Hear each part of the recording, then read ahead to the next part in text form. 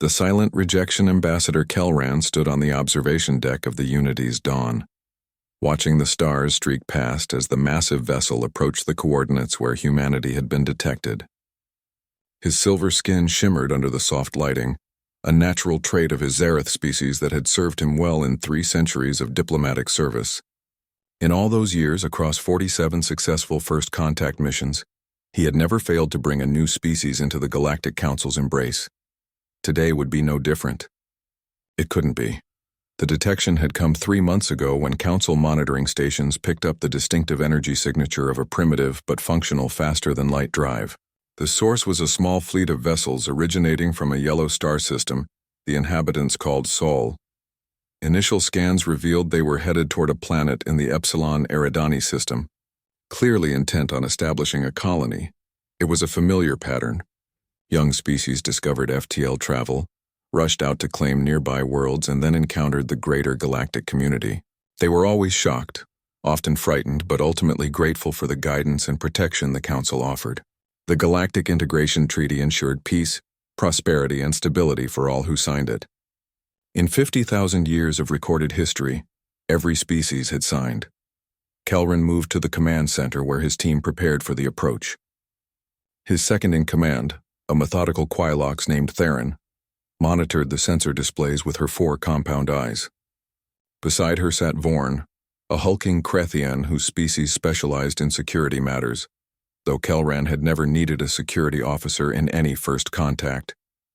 The mere presence of the Unity's Dawn was usually enough to overwhelm newcomers with the majesty and power of the Council.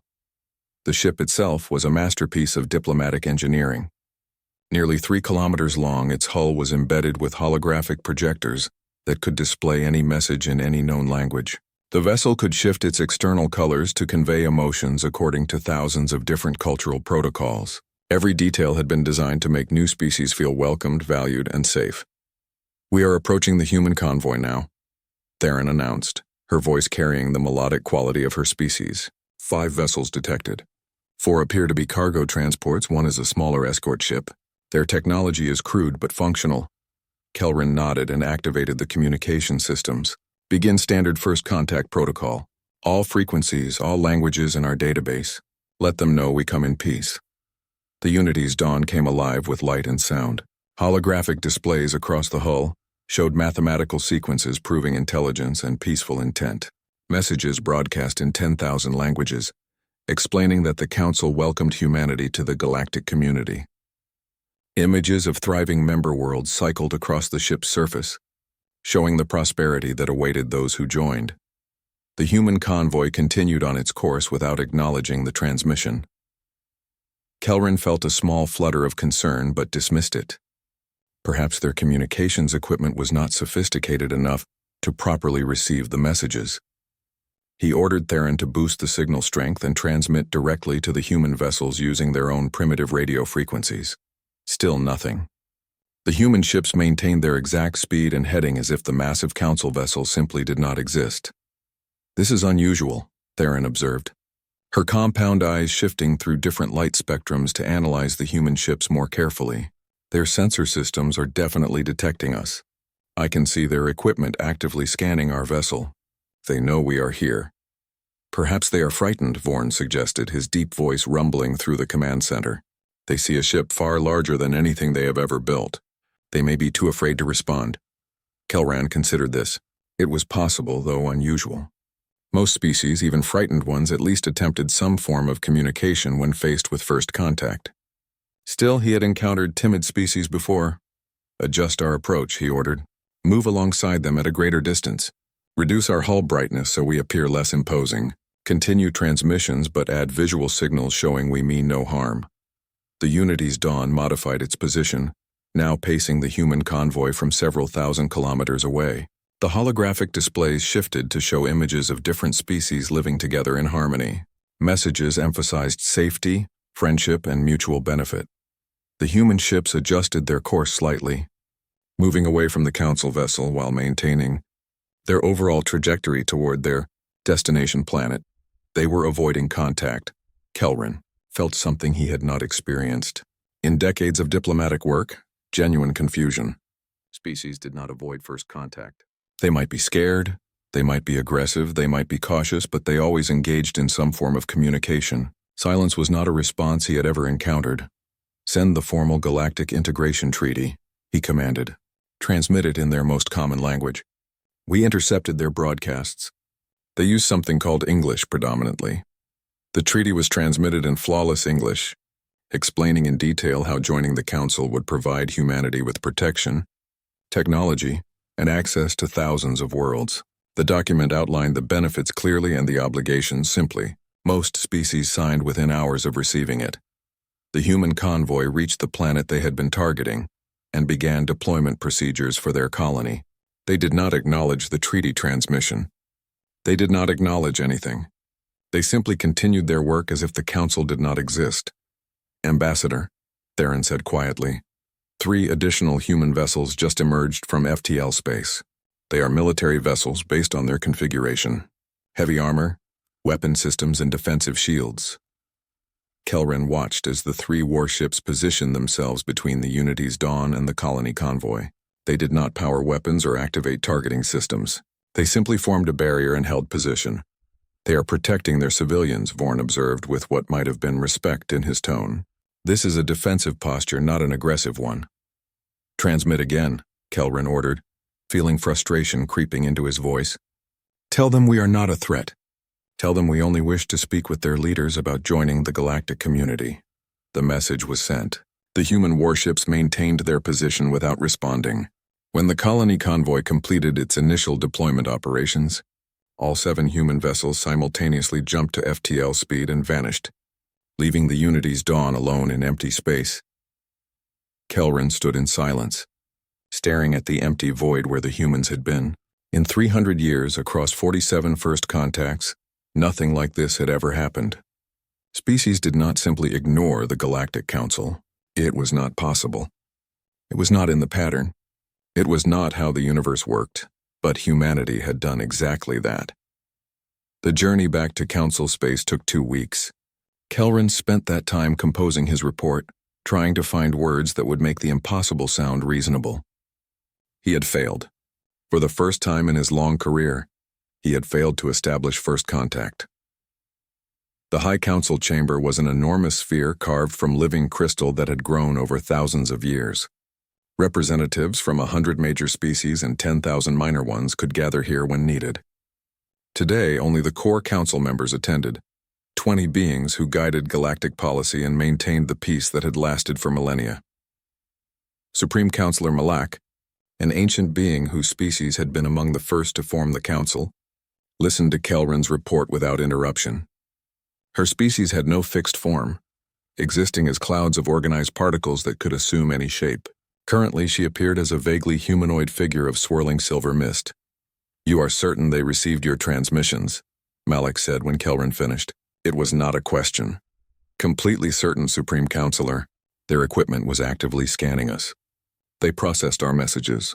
They chose not to respond." "Chose," Malak repeated, her form rippling with what might have been concern. "You believe this was a deliberate choice, not misunderstanding or technical difficulty?" "Yes, Supreme Counselor." The precision of their defensive response when their warships arrived suggests careful coordination and clear understanding of the situation. They knew who we were and what we wanted. They decided to ignore us. The chamber fell silent. Council members exchanged glances across their various communication methods. Some used visual signals, others electromagnetic pulses, still others pheromones or quantum entanglement. But all conveyed the same thing: confusion and growing concern. War leader Dracos of the Creathian military spoke next, his massive armored form leaning forward. "Perhaps they are hostile. Perhaps they recognized us as potential enemies and chose tactical silence over engagement." "Their actions do not suggest hostility," Kelren replied carefully. "They did not threaten us. They did not power weapons except in defensive posture. They simply refused to communicate and left when their objectives were complete." "Then what do you suggest they are?" demanded Counselor Vexus, whose crystalline body refracted light in sharp angles. "What species discovers faster than light travel and does not seek contact with others?" Kelren had been asking himself that same question for 2 weeks. He had only one answer, and it troubled him deeply. Perhaps they are a species that does not want to be found. The implications of those words hung in the chamber like a gathering storm. The council had existed for 50,000 years on a simple principle. Unity brought peace, and peace brought prosperity. Every species wanted peace and prosperity. Therefore, every species wanted unity. It was logical. It was proven. It was the foundation of everything they had built. But what if a species wanted something else? What if a species valued something more than peace and prosperity? What if that something was worth avoiding the entire galactic community? We must try again, Malak decided. Perhaps this was an isolated incident. Perhaps these particular humans did not have authority to engage with us. Kelrin, you will locate another human settlement and make another attempt. Take whatever resources you need. Over the following 3 months, Kelrin made 7 more attempts at contact. He found human mining operations in asteroid fields, research stations orbiting gas giants, and colony worlds in various stages of development. Each time, the response was identical: complete silence, defensive positioning if military vessels were nearby. Departure at the first opportunity. By the 4th attempt, Kelrin began noticing patterns. Human settlements were never in systems near Council space. They expanded in directions away from known galactic civilization. Their colonies were heavily fortified with defensive satellites and ground-based weapon systems that seemed excessive for newly established worlds. Most concerning, every human ship appeared capable of military conversion. Civilian vessels had mounting points for weapons, reinforced hulls, and powerful engines that suggested they could be turned into warships within days if needed. They were not just avoiding contact. They were preparing for something. The 8th attempt brought everything into sharp focus. Kelrin's scout ship detected a large human settlement on a terrestrial world they had named Horizon. The planet hosted nearly 3 million humans across several cities and had been established for almost a decade. It was a mature colony, not a frontier outpost. Kelran decided on a different approach. Instead of arriving in a massive diplomatic vessel, he took a small scout ship with minimal crew. Instead of broadcasting on all frequencies, he sent a single, simple message in English. "We come in peace. We only wish to talk." For the first time, humanity responded, but the response was not what Kelrin expected. Within minutes of his transmission, 20 human warships emerged from FTL around his small scout ship. They formed a perfect sphere of coverage, weapons powered but not aimed directly at him. A single message came through in clear English. "Leave this system immediately. Do not return. Do not attempt further contact. This is your only warning." Kelrin felt his silver skin flush with shock and something close to fear. The tone was not angry or panicked. It was calm, professional, and absolutely final. These were not the words of a species that misunderstood the Council's intentions. These were the words of a species that understood perfectly and rejected them entirely. "We mean you no harm," Kelrin transmitted back. "We only want to offer you the protection and benefits of the Galactic Council." A different voice responded, female and carrying authority. "We know what you want to offer. We are not interested. Leave now." "You do not understand," Kelrin said, desperation creeping into his tone. "The galaxy is vast and dangerous. Alone, your species will face threats you cannot imagine. The Council offers safety, technology, and friendship with thousands of species." "We understand perfectly," the woman replied. "You offer safety in exchange for sovereignty. You offer technology in exchange for independence. You offer friendship in exchange for submission. We decline. This conversation is over." The 20 warships began moving closer, tightening the sphere around Kelran's scout ship. The message was clear: leave now or face consequences. Kelran fled. Back at the Council, he reported the exchange word for word. The chamber erupted into chaos. Some demanded immediate military action against this unprecedented defiance.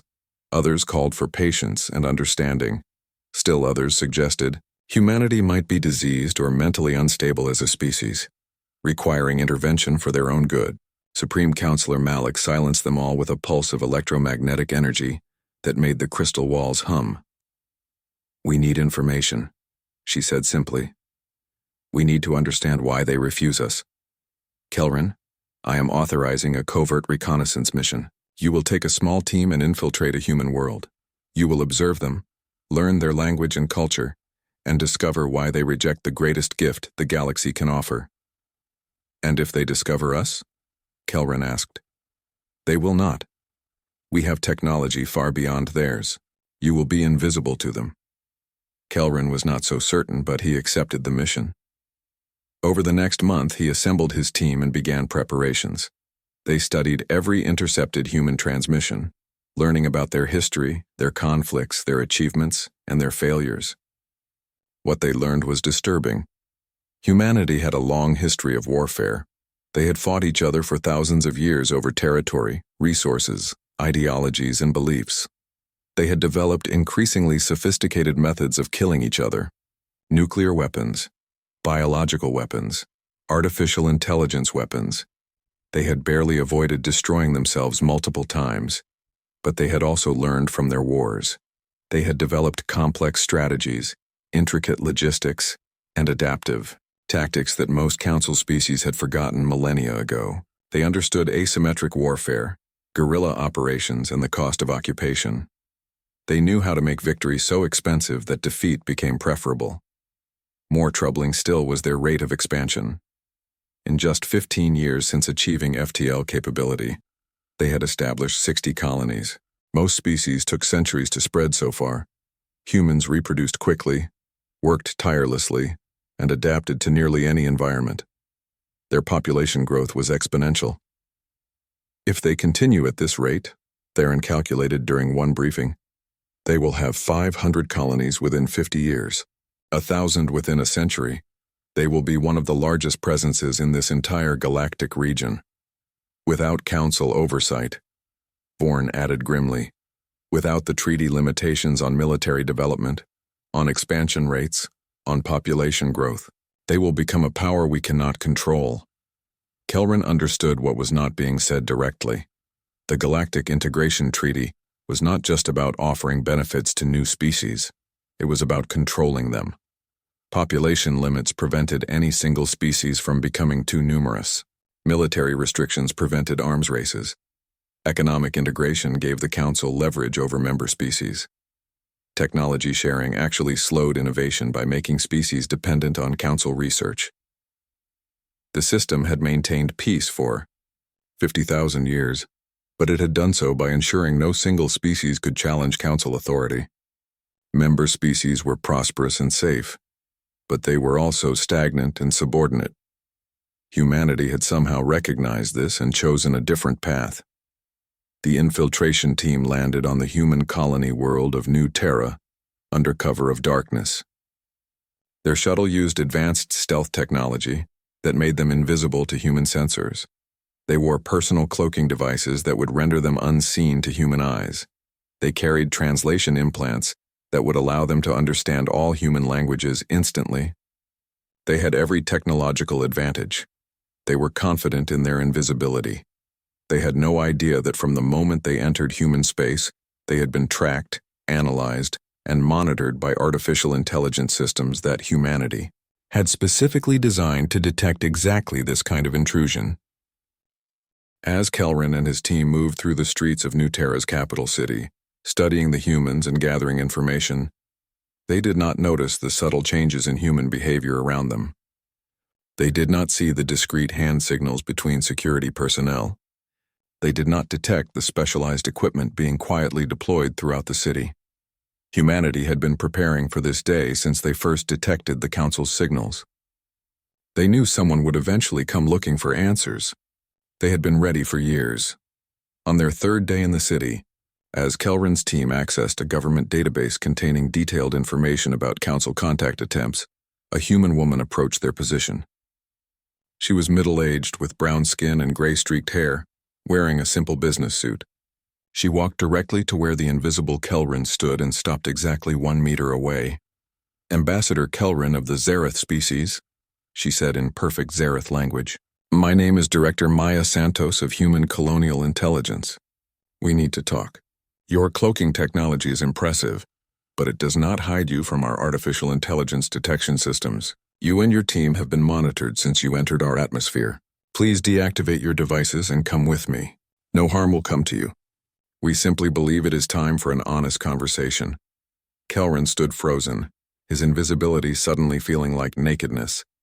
Around him, he sensed his team's panic as they realized they had never been hidden at all. Humanity had allowed them to infiltrate, allowed them to gather information all while watching their every move. The species that refused to talk to the Galactic Council had been speaking to them all along. They had been saying no in every way possible, and now they were finally ready to explain why in words that could not be misunderstood or ignored. Kelran deactivated his cloaking device, his silver skin visible once more in the afternoon sun of New Terra. Around him, his team did the same. We accept your invitation. Director Santos, he said quietly. The woman smiled, but it was not a friendly expression. It was the smile of someone who had been waiting for this moment and was prepared for what came next. Good, she said, because what we are about to show you will change everything the Council thinks it knows about humanity, about freedom, and about the price we are willing to pay to keep it. The price of freedom. Director Maya Santos led Kelran and his team through the streets of New Terra in plain sight. No one tried to hide them anymore. Human citizens passed by without giving them more than curious glances, as if alien visitors were an everyday occurrence. The casual acceptance was more unnerving than hostility would have been. They walked for 15 minutes through a city that impressed Kelran despite his centuries of experience. The architecture blended functionality with beauty in ways that suggested humans cared deeply about their living spaces. Parks filled with native earth plants dotted the urban landscape. Children played in public squares while adults conducted business in open-air markets. It looked peaceful, prosperous, and surprisingly organized for such a young colony. But Kelran noticed other things too. Every tall building had reinforced foundations that suggested they doubled as defensive bunkers. The parks had clear firing lanes and underground access points. The marketplace was positioned where it could be quickly evacuated through multiple routes. New Terra looked like a peaceful city, but it was designed as a fortress. Director Santos led them to a government complex that rose 30 stories above the city center.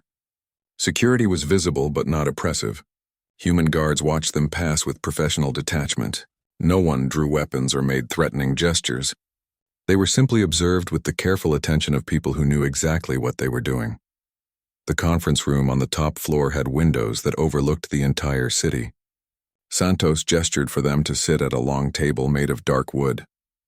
She poured water into glasses from a pitcher, offering refreshments with practiced diplomatic courtesy. Before we begin, Santos said, settling into her chair, I want you to understand something important. We are not your enemies, Ambassador Kelran. We do not hate the Galactic Council. We do not wish you harm. But we will not join you, and we need you to understand why. Kelran leaned forward, his silver skin reflecting the afternoon light. Then help me understand, Director Santos.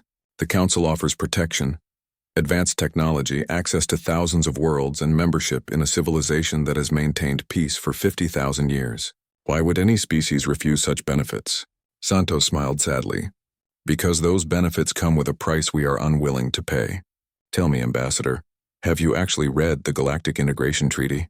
Not just the summary points you present to new species, but the complete document with all its clauses, sub-clauses, and legal implications. Of course, I have presented it to 47 species. And have any of those species ever refused to sign it? Kelran hesitated. No.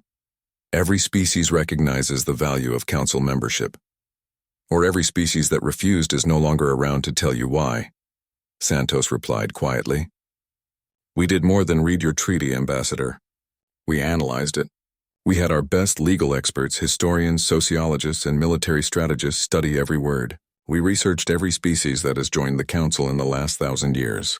Would you like to know what we discovered? She activated a holographic display that rose from the center of the table.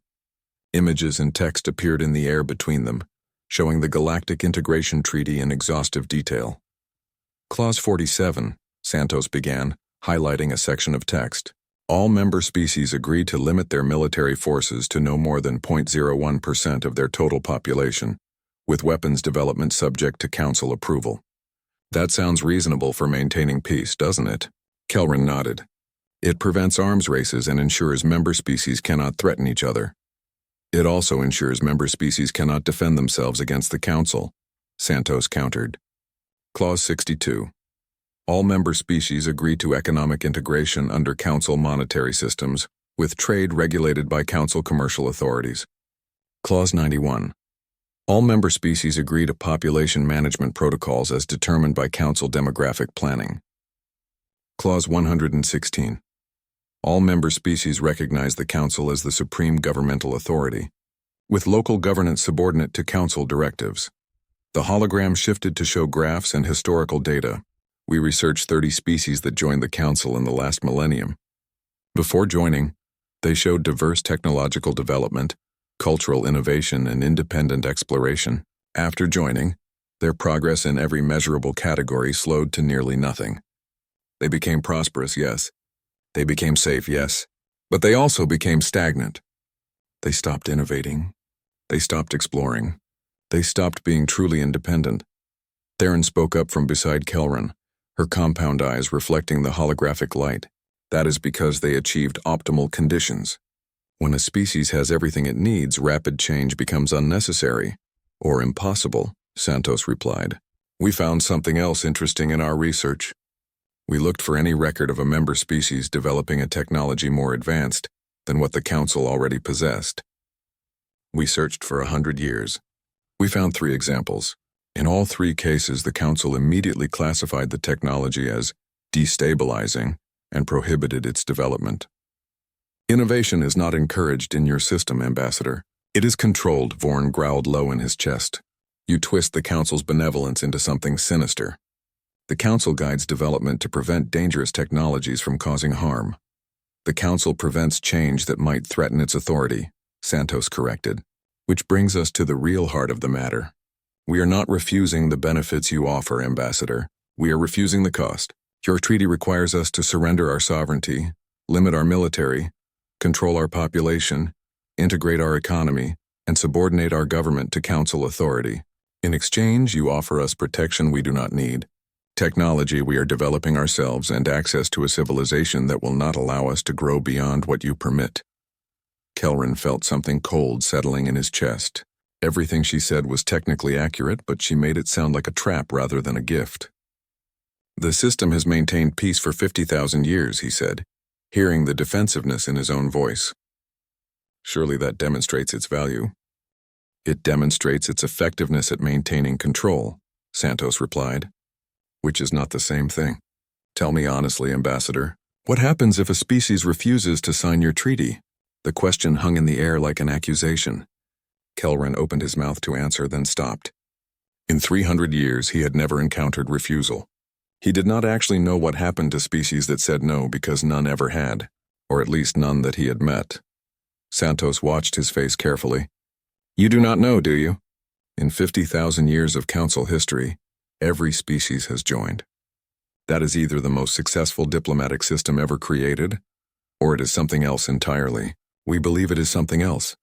She changed the hologram to show a star map with human colonies marked in blue and Council space marked in red. This is why we are expanding away from you. This is why we refuse all contact. This is why we remain silent. We believe that if we refuse your treaty, you will eventually decide our compliance is not optional. We believe you will use force to ensure we join your system, just as you have with every other species for 50,000 years. We may be wrong about that. We hope we are wrong. But we cannot risk the freedom of our entire species on hope. You are wrong, Kelrin said firmly. The Council does not conquer. We invite, we welcome, we protect. Then prove it, Santos challenged. Leave us alone. Let us develop independently. Let us expand in our own direction at our own pace. Let us maintain our sovereignty and our freedom. If your system is truly about choice and not control, then accept our choice to remain outside it. That is not possible, Kelrin said automatically. The Council cannot allow an unregulated species to develop without oversight. The dangers are too great. Dangers to whom? Santos asked quietly. To us or to your system? Kelrin had no answer. He looked at his team and saw the same confusion on their faces. They had come seeking information, but what they were learning challenged everything they had been taught about the Council's purpose and methods. Santos stood and walked to the window, looking out over her city.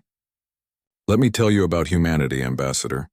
We spent 10,000 years fighting each other on our homeworld. We developed increasingly terrible ways to kill each other. We came close to extinction multiple times. We made every mistake a species could make, and we paid for those mistakes in blood and suffering. But we learned from them. We learned that freedom without responsibility leads to chaos. We learned that peace through strength requires eternal vigilance. We learned that the price of independence is constant struggle." She turned back to face them.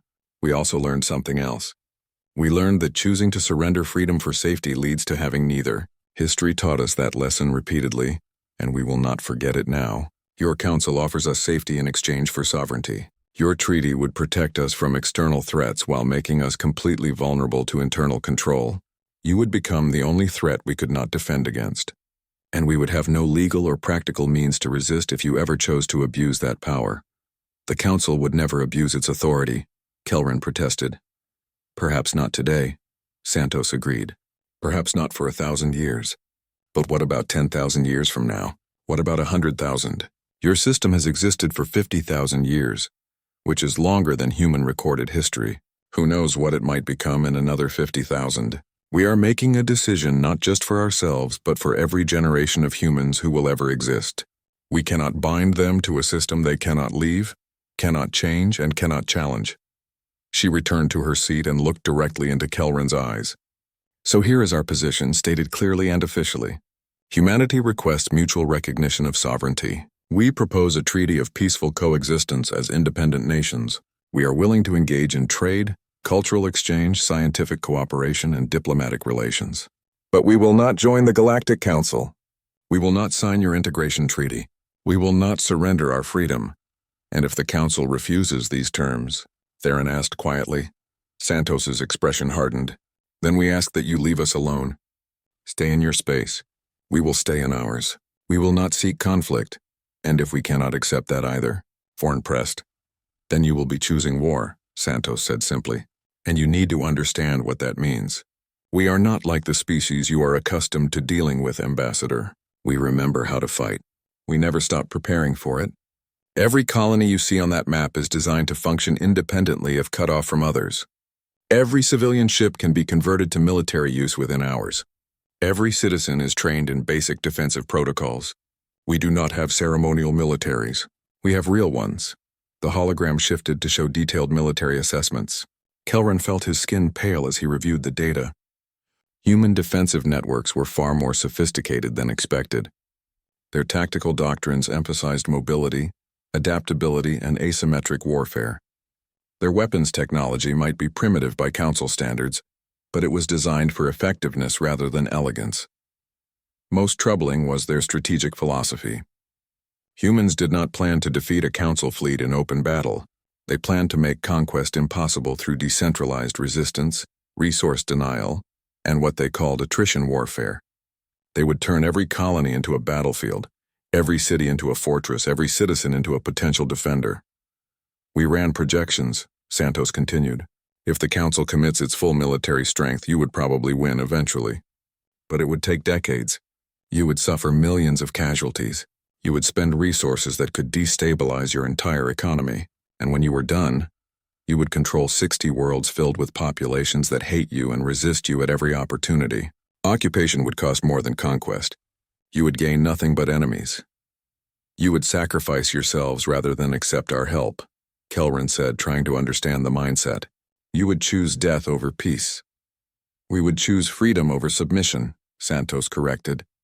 "There is a difference, Ambassador. We are not suicidal. We desperately want peace. But there are worse things than dying in battle, and living as subjects in a system we cannot leave or change is one of them." She pulled out a document and slid it across the table to Kelran. "This is our formal proposal. A treaty of mutual recognition between the United Colonies of Humanity and the Galactic Council. We respect your sovereignty. You respect ours. We trade, communicate, and cooperate as equals. We build trust over time through action rather than subordination. It is a fair offer, Ambassador. Kelrin picked up the document but did not read it. He already knew the Council would never accept it. The entire system was built on the Integration Treaty. If humanity was allowed to remain independent, other species would ask why they could not do the same. The questions would spread. The system would fracture. 50,000 years of carefully maintained order would collapse. The Council will not accept this, he said quietly. We know, Santos replied, but we had to offer. We had to give you the chance to choose peace. What happens next is not our choice alone. She stood, signaling the meeting was ending. You are free to return to your ship and report to the Council. We will not stop you. We will not harm you. We only ask that you convey our message accurately and completely. Tell your leaders that humanity wants peace but will not sacrifice freedom for it. Tell them we hope they choose wisdom over pride. Tell them they have 30 days to respond before we make our position public to the entire galaxy. You would broadcast this to all Council members? Kelrin asked, shocked at the audacity. Every species deserves to know what choice they truly made when they signed your treaty, Santos said. We believe many of them do not fully understand what they agreed to. We believe they have a right to know. If the Council chooses war with us, we will make sure every species in the galaxy understands why. We will show them the clauses you do not emphasize. We will reveal the control mechanisms built into your system. We will ask them if they truly chose membership, or if they simply did not understand what they were giving up. The implications were staggering. Humanity was not just threatening military resistance. They were threatening to destabilize the entire Council by exposing the truth about how the system functioned. Even if the Council won militarily, they might lose politically as member species began questioning their own subjugation. You would destroy the peace that has lasted 50,000 years, Kelrin said. We would reveal that what you call peace is actually controlled stagnation, Santos replied. Whether that destroys your system or reforms it is up to your Council. We are simply offering an alternative. Freedom is not the enemy of peace, Ambassador. Forced compliance is. Kelrin and his team were escorted back to their shuttle in silence. Human security personnel watched them leave with professional courtesy. No threats were made. No weapons were displayed. Humanity's message had been delivered through words alone. But it was more effective than any military demonstration could have been. As their shuttle lifted off from New Terra, Kelrin looked back at the city below. It looked peaceful and prosperous, full of humans living their lives in apparent contentment. But he now understood that every building, every street, every system had been designed with one purpose: to preserve freedom at any cost. The journey back to Council space took 3 weeks. Kelrin spent that time composing his report and preparing for what he knew would be the most important Council session in millennia. He also spent time reviewing the human treaty proposal, reading every word carefully. It was fair. It was reasonable. It offered everything the Council claimed to want: peace, cooperation, mutual benefit. It simply did not offer control, and that, Kelrin realized with growing certainty, was what the Council truly required. The Integration Treaty was not about helping new species. It was about ensuring they could never threaten Council authority.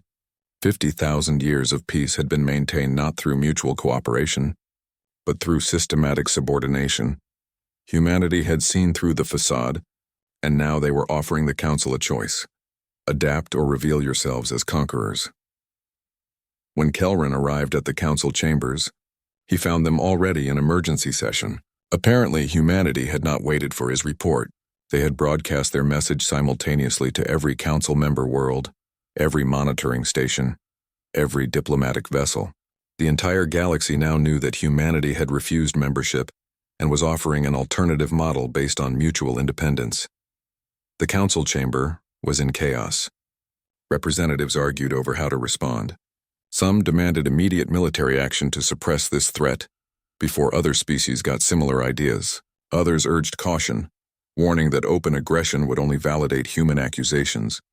The younger members asked questions that had not been asked in thousands of years. Why must new species join? What happens if they refuse? Is the Integration Treaty truly voluntary? Supreme Counselor Malik's particle form swirled with agitation as she called for order. When silence finally fell, she turned to Kelrin. Ambassador, deliver your report. Kelrin stood and told them everything. He described the meeting with Director Santos. He explained humanity's analysis of the Integration Treaty. He detailed their military preparations and strategic philosophy. He conveyed their offer of peaceful coexistence as independent nations. And he delivered their warning: choose peace or choose war, but understand that war would cost more than victory was worth. When he finished, the silence was absolute. Finally, Malik spoke.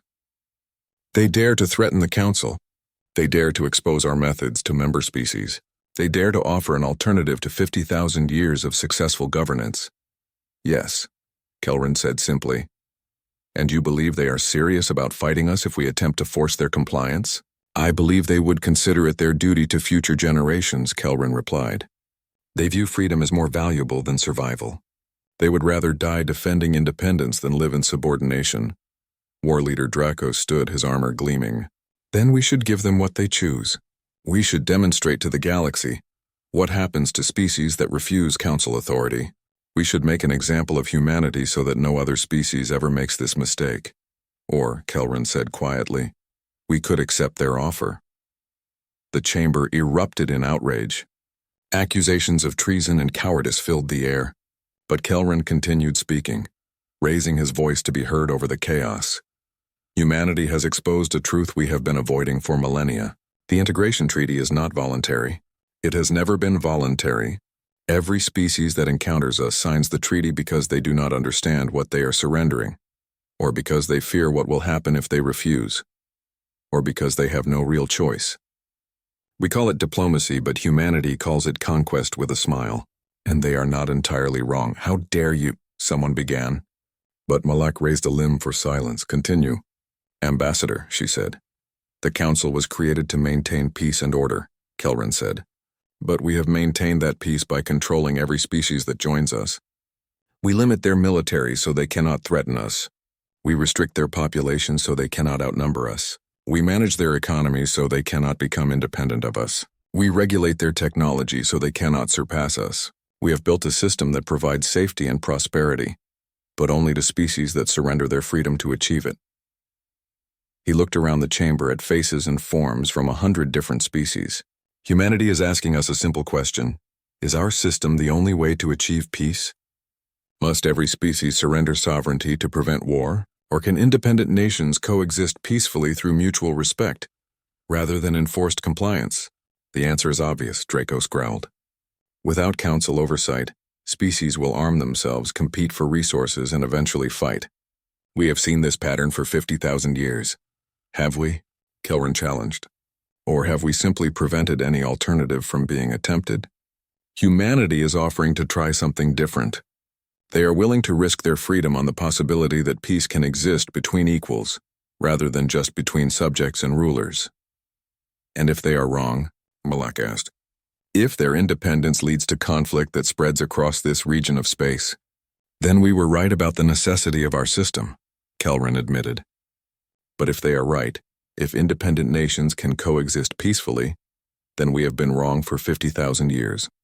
We have been suppressing every species that joined us, preventing innovation and growth, creating the very stagnation that humanity identified in our members. He placed the human treaty proposal on the central display where every council member could see it. They are offering us a chance to evolve, to become something better than we are, to prove that peace can exist without domination. I recommend we accept their offer and see if they are correct. The debate raged for 3 days. Alliances formed and fractured as council members struggled with concepts that had been unquestioned for millennia. Some argued that accepting humanity's terms would destroy the council. Others claimed that refusing them would expose the council as tyrants. Younger members asked why independence was considered a threat. Older members explained that without control, chaos would return. On the third day, Supreme Counselor Malik called for a vote, not on whether to accept humanity's offer, but on something more fundamental. Should the Galactic Council maintain peace through control, or should it attempt to achieve peace through cooperation between independent nations? It was the first such vote in 50,000 years. The result was closer than anyone expected. Conservative members voted to maintain the current system. Progressive members voted for reform. The deciding votes came from middle-tier species who had quietly resented their subordination but never dared to voice it until humanity showed them an alternative was possible. The vote to reform carried by a narrow margin. Malik's particle form, swirled with colors that might have been resignation or relief, the Council accepts humanity's offer of mutual recognition and peaceful coexistence between independent nations. We will negotiate a new treaty based on cooperation rather than subordination, and we will begin the process of offering existing member species the option to renegotiate their relationship with the Council based on these new principles. The chamber fell silent as the implications sank in. Humanity had not just refused to join the Council. They had forced the Council to change. A system that had existed unchanged for 50,000 years was now entering an era of transformation that no one could predict. Kelran was assigned to lead the negotiation team that would work with humanity to draft the new treaty. It would take months of careful discussion and compromise. But as he prepared for his return to human space, he felt something he had not experienced in his long career: genuine excitement about the future. The galaxy was about to learn whether freedom and peace could coexist, or whether humanity had just made a fatal mistake that would cost them everything. Either way, nothing would ever be the same again. 3 months later, the Treaty of New Terra was signed. It established mutual recognition between the United Colonies of Humanity and the Galactic Council as independent and equal governments. It created trade agreements, diplomatic protocols, and conflict resolution mechanisms based on cooperation rather than subordination. Most importantly, it included a clause stating that both parties recognize the right of all species to self-determination. 17 Council member species immediately requested renegotiation of their own treaties. The Council was changing, slowly and painfully, but it was changing, and at the center of it all was humanity, the species that had refused to parley with the galaxy until the galaxy agreed to speak to them as equals. They had risked everything for freedom, and in doing so, they had given other species the courage to ask for the same. Ambassador Kelran stood in the Council chamber one final time before retiring from diplomatic service. He was offered a position as liaison to humanity, helping manage the relationship between two civilizations that were learning to coexist on new terms. He accepted immediately, because, after 300 years of bringing species into submission disguised as protection, he wanted to spend his remaining years helping build something better. Something that proved peace did not require chains and that freedom did not inevitably lead to chaos. Humanity had taught the galaxy that lesson. Now it was time to see if the galaxy could learn it.